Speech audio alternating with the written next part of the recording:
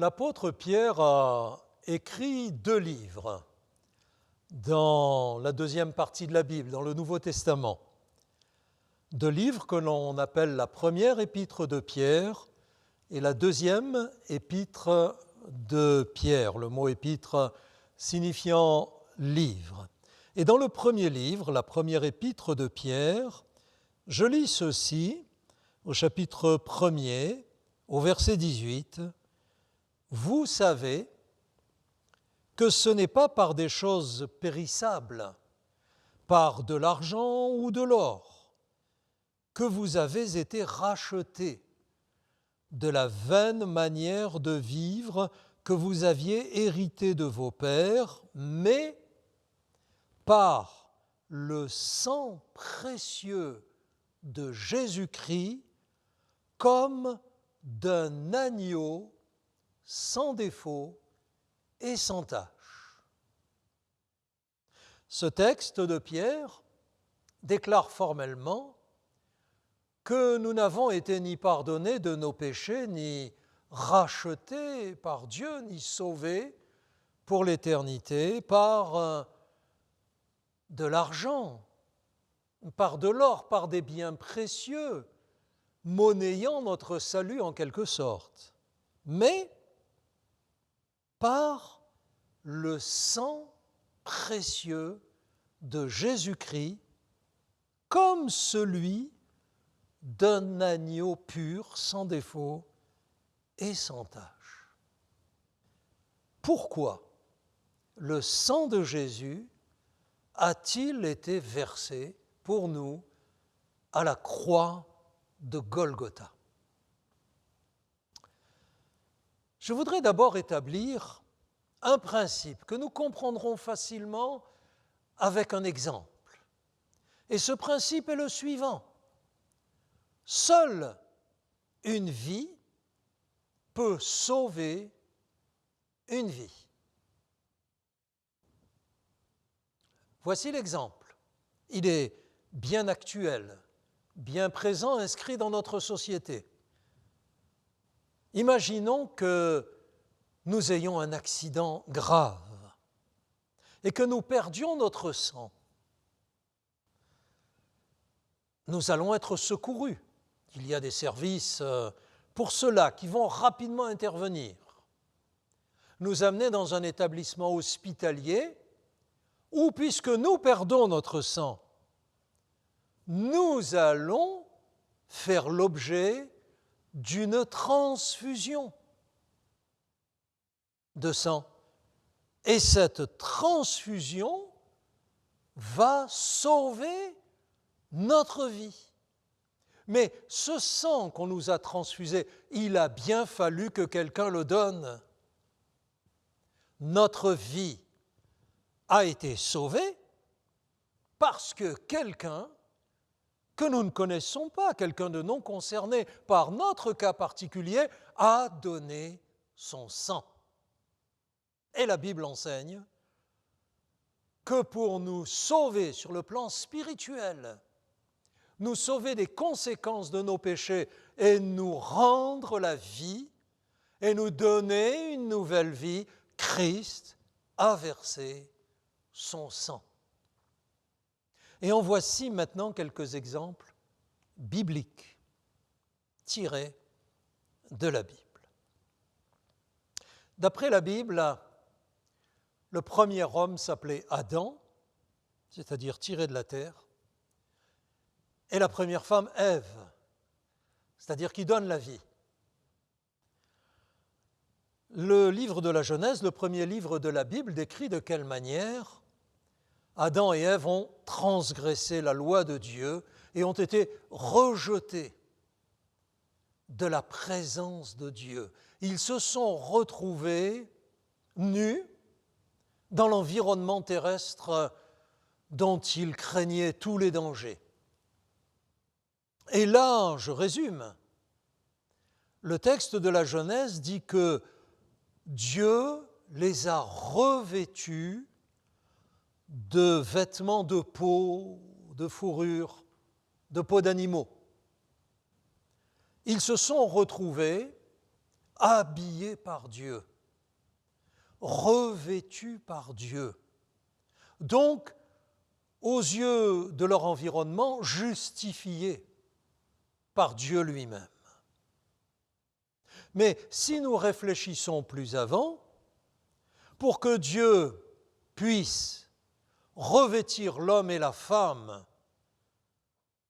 de vêtements tirés de peau, de fourrure de bête, il a fallu dépouiller ces animaux de leur fourrure, de leur peau. Il a fallu les sacrifier et que leur sang soit versé.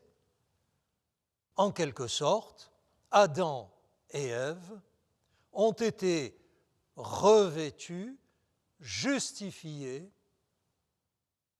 par le sacrifice d'animaux innocents qui n'étaient pas concernés. Vous avez noté, dans le texte que je vous ai lu dans la première épître de Pierre, que Jésus est comparé à un agneau. Sauvé par le sang précieux de Jésus-Christ comme d'un agneau, un animal que l'on aurait sacrifié à notre place. Et là, dans le cas de Jésus-Christ, une personne sans défaut et sans tache, innocente, mais sacrifiée, versant son sang pour que nous soyons revêtus de la justice de Dieu et que nous recevions la vie de Dieu, une réhabilitation, une justification, la vie éternelle. On voit plus loin dans la Bible, toujours dans le livre de la Genèse, une des nombreuses anecdotes qui ont marqué la vie du patriarche Abraham.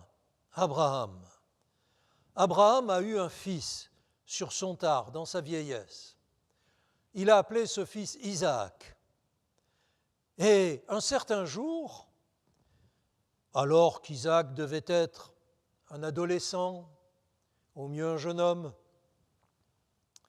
Dieu parle à Abraham et lui dit « Sacrifie-moi ton fils, ton unique, celui que tu aimes, Isaac. » Et Abraham, adressant à Dieu une confiance totale, ayant placé toute sa foi en Dieu, Abraham va obéir. Et dès le lendemain de bonne heure, partir avec son fils et avec quelques serviteurs en direction de la colline, du mont, sur lequel il devait sacrifier son fils. Les voici qui marchent et le fils dit à son père « Mon père, j'ai l'habitude que je t'accompagne pour offrir des sacrifices à Dieu, des sacrifices d'animaux, des agneaux, des béliers. » C'était coutume à l'époque dans cette région. Et Isaac de dire à son père, et là nous nous sommes pourvus de tout ce qu'il fallait. Nous avons le couteau pour sacrifier l'animal, nous avons le feu pour le brûler ensuite, qu'il soit intégralement offert à Dieu, mais nous n'avons pas l'agneau. Nous n'avons pas la victime pour le sacrifice. Et Abraham, dans une inspiration de foi, répond à son fils Isaac, Dieu se pourvoira lui-même de l'agneau. Or les voici qui arrivent sur le mont, c'est le mont Morija. Ils arrivent là. Tous les deux construisent un autel en pierre, voyez-vous. Dessus, ils installent le bois pour mettre feu à l'animal une fois qu'il aura été sacrifié. Et alors qu'Isaac se demande toujours où pourrait bien être l'animal, voici que son père, Abraham, le saisit, le place sur l'autel, l'attache, puis prend son grand couteau des sacrifices et le lève au-dessus d'Isaac comme Dieu le lui a commandé. « Donne-moi ton fils, sacrifie-le pour moi. » Et là, Isaac comprend que par un ordre de Dieu, c'est lui qui va être condamné, exécuté, sacrifié. Dieu désirerait-il que nous sacrifions nos enfants? Non. Il avait pensé, il avait décidé ce qu'il désirait nous enseigner au travers de cette histoire. Alors la voix de Dieu retentit. « Abraham, Abraham !» Et au lieu de frapper son fils, Abraham relève son bras. « Seigneur, que désires-tu? Pourquoi m'interpelles-tu » Et se retournant ainsi, dans les buissons à quelques pas, il voit un bélier qui s'était empêtré par ses cornes et qui était retenu. Alors, il saisit tout de suite la volonté de Dieu. Dieu se pourvoira lui-même de l'animal pour l'Holocauste, pour le sacrifice. Alors il détache Isaac, le père et le fils vont s'emparer de ce bélier qu'ils attachent à son tour à la place d'Isaac sur l'autel. Abraham le sacrifie, le sang du bélier est versé pour qu'Isaac soit sauvé. Un substitut a versé son sang pour que l'innocent condamné soit sauvé. C'est là tout le plan de salut de Dieu que nous avons lu tout à l'heure dans l'épître de Pierre. Vous savez que ce n'est pas par des choses périssables, par de l'argent ou de l'or, que nous pouvons être délivrés de notre vaine manière de vivre, mais par le sang précieux de Jésus-Christ, comme d'un animal, un agneau, donc innocent, un agneau pur et sans tache. Lorsque, bien plus tard, le prophète Jean-Baptiste verra Jésus venir à lui alors qu'il était en train d'annoncer la volonté de Dieu, une énorme foule, et à baptiser dans le Jourdain celles et ceux qui voulaient donner leur vie au Seigneur. Lorsque Jean-Baptiste verra Jésus venir à lui, il fera cette déclaration publique: « Voici l'agneau de Dieu qui ôte le péché du monde. » Après un couple concerné par le salut, par le sang versé, après une famille concernée par le salut, par le sang versé d'un innocent, un peuple entier a bénéficié de cette loi divine, sauvé par le sang d'un innocent. Il s'agit du peuple hébreu. Le peuple hébreu, en une certaine partie de sa longue existence, a vécu plus de 400 ans en Égypte. Et en Égypte, il y est devenu esclave, sous un joug très dur, très sévère, d'un maître, d'un pharaon, qui les a servissés.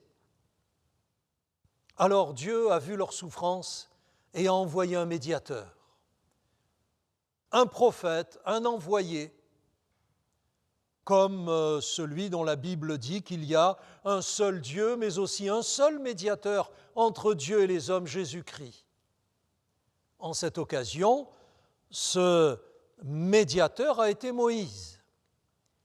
Et ce Moïse, après bien des péripéties, peut-être avez-vous entendu parler des plaies d'Égypte, a réussi à faire sortir le peuple hébreu d'Égypte et à l'entraîner en direction de la terre promise. Mais la nuit précédant cette délivrance, Dieu a dit à Moïse que chaque famille d'Hébreux prenne un agneau, le sacrifie, et avec son sang marque la porte. Marque la porte. La barre transversale, les barres verticales, marquées par le sang de l'agneau. Alors qu'ils l'ont tous fait, voici que durant la nuit, un ange exterminateur, en quelque sorte le germe d'une pandémie soudaine et terrassante, est passé au-dessus du pays et a épargné toutes celles et ceux dont la maison était marquée par le sang de l'agneau. Là encore, le principe nous est enseigné, racheté, sauvé par le sang. Et c'est ainsi que des siècles et des siècles après, à la croix de Golgotha, le plan de salut de Dieu serait rappelé lorsque, sur la croix, le sang de Jésus a été versé. Jésus, cet agneau de Dieu pur et sans tache, qui a donné sa vie non pas pour un couple, ni pour une famille, mais pour l'humanité tout entière. Jésus est l'agneau de Dieu. Jésus est l'agneau de Dieu. Le prophète Jean-Baptiste l'a bien discerné, l'a bien reconnu. Dès qu'il l'a vu, voici l'agneau de Dieu qui ôte le péché du monde. À la croix, Jésus a été exécuté parce qu'injustement condamné. Pourquoi injustement ? Parce que jamais quiconque de son vivant n'a pu l'accuser justement d'une faute ou d'un péché quelconque, lui-même se permettant en une certaine occasion devant la foule de ses adversaires de leur annoncer « Lequel d'entre vous pourra me convaincre de péché ?»